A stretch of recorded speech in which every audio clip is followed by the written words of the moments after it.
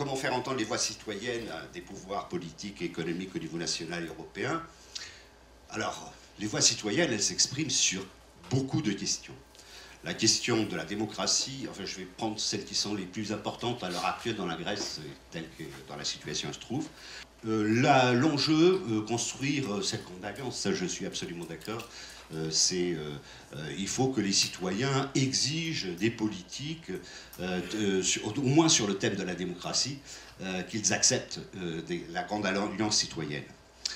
Car actuellement ils sont entendus localement, ils sont relayés parfois par les partis, ils sont inaudibles au niveau européen, sauf à travers le Parlement européen ou l'Union européenne des syndicats. Et donc il y a beaucoup à faire en termes d'expérimentation locale, de manifestation nationale, de recours légaux parfois, de votes, de rassemblements européens. Il y a notamment, alors, du point de vue grec, une question qui est sur la table, c'est bien entendu la question des dettes publiques, bon, qui ne concerne pas que la Grèce, et qui est fondamentale. Hein. Et je voulais un peu insister aussi au passage sur cette question-là, parce qu'elle obère tout. C'est-à-dire, au nom du passé, on ne peut plus regarder l'avenir. C'est-à-dire que nous nous coupons les mains pour faire quoi que ce soit en matière d'environnement, que nous nous coupons les mains pour faire face au vieillissement de la population, alors que, a priori, il serait assez simple de geler les dettes. Non pas les annuler, les geler. Hein, et dire, on abandonne l'objectif ridicule d'aller à 60% du PIB, c'est-à-dire obliger tous les pays de se désendetter de force, en coupant sur toutes les dépenses qui sont absolument nécessaires pour faire face à ces gros défis que je viens de définir, et donc une conférence sur la dette qui reverrait complètement la copie actuelle de l'Union européenne sur la dette serait nécessaire, et sur ça, ça pourrait être inclus dans les thèmes de mobilisation communs que l'on pourrait avoir. La justice sociale est la chose la plus dure que nous avons à affronter en Grèce, l'injustice sociale, c'est-à-dire tout ce qui affecte les droits sociaux, la sécurité sociale, les retraites, où les syndicats jouent un rôle important, ce qui affecte la protection sociale de manière générale. Mais également, je mettrai dans le même chapitre la corruption et la fraude fiscale. Et ça, c'est deux éléments qui, en tout cas dans l'Europe du Sud, mais malheureusement, on n'a pas l'exclusivité, je pense que vous en avez, on en a aussi un peu plus au nord. Là, il y a beaucoup à faire en termes de mobilisation citoyenne. Je ne parlerai pas de l'environnement, vous en avez parlé très bien. Nous avons d'autres sujets, nous avons les biens publics qui sont privatisés. Oui, j'ai 6 minutes. C'est à moi de... D'accord. C'est moi qui... Bon, là j'ai perdu quand même quelques secondes. Nous avons eu des très fortes mobilisations sur la question de la privatisation de l'eau, qui, elles, ont abouti.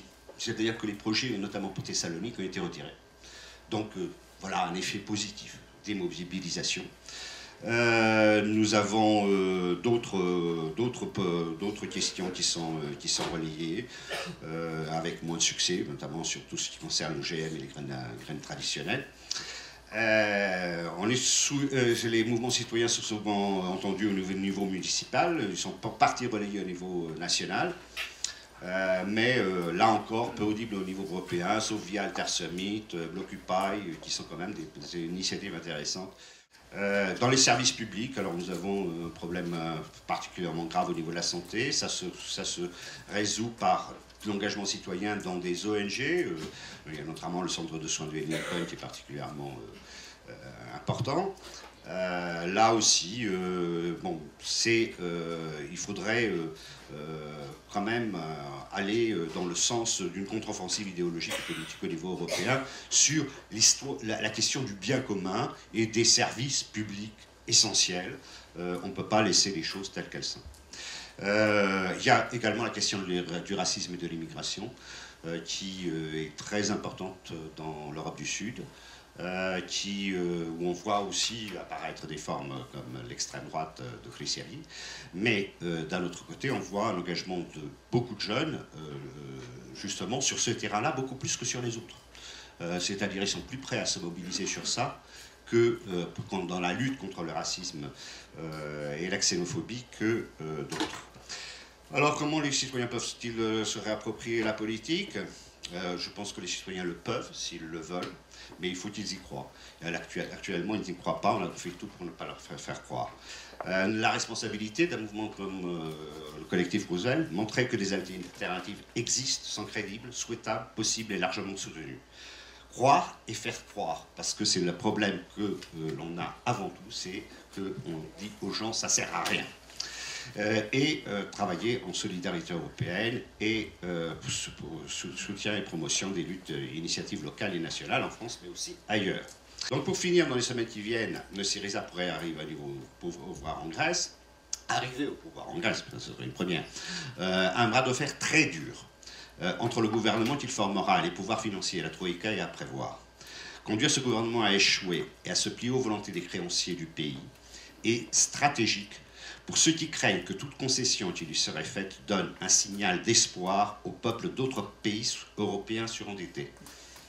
Je voudrais dans cette perspective lancer un appel aux mouvements européens et français, comme Roosevelt, à se tenir prêts à montrer, par des actions qu'ils feront, une capacité de pression sur le gouvernement français pour qu'il ne se fasse pas complice de cette politique et pour qu'il organise également la solidarité citoyenne, politique, avec la Grèce par des interventions dans les médias et, si besoin, des manifestations citoyennes, si la Troïka exerce des pressions inacceptables pour obliger la Grèce à renoncer à des revendications ou des propositions légitimes visant à permettre aux Grecs de voir leur avenir moins noir, si, comme je l'espère, elles sont présentées par le nouveau gouvernement grec. Voilà, notamment l'encourager aussi à lutter contre la fraude, lutter contre la corruption en Grèce et en Europe, et également revoir toute la question de la dette ensemble dans l'intérêt de tous.